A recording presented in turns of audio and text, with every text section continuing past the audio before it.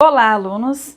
Nessa aula eu vou falar um pouco sobre a prescrição para bebês e crianças, porque me perguntam bastante sobre isso.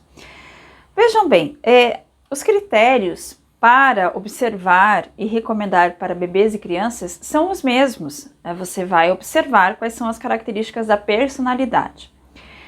Uma vez que a criança ela não tem o discernimento de como se expressar para relatar aquilo que não está bem, é preciso estar com um adulto. Então já me perguntaram isso, né?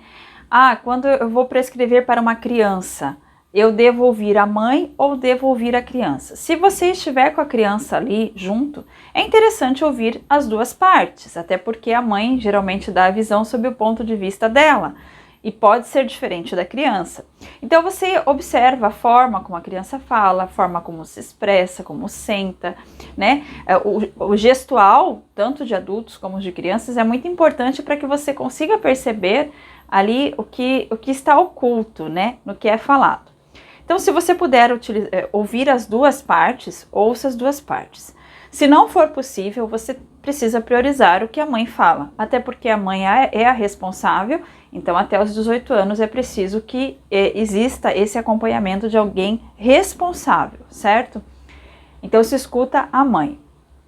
Uma outra orientação que eu passo é que neste caso a posologia ela é um pouco diferente, vai utilizar menos quantidade em tomadas de 2 a 3 vezes ao dia.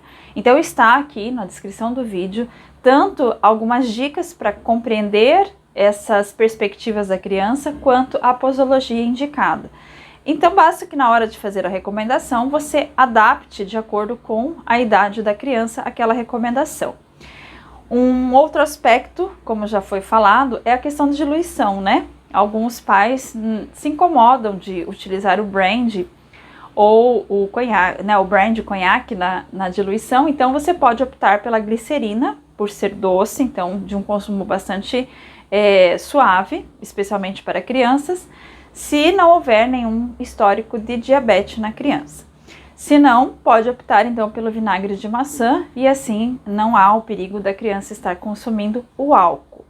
Então sempre aliar essa perspectiva do que a pessoa relata com a forma como ela age, né? Como ela senta, como ela fala, qual é a postura, se é fechada, se é alegre, se fala muito, se fala pouco, se está movimentando alguma parte do corpo ou se está quieta, se está retraída, né? Ou se está largada. Tudo isso dá pistas da personalidade e ajuda então a fazer uma orientação bastante assertiva. Eu volto então com uma próxima aula. Até mais!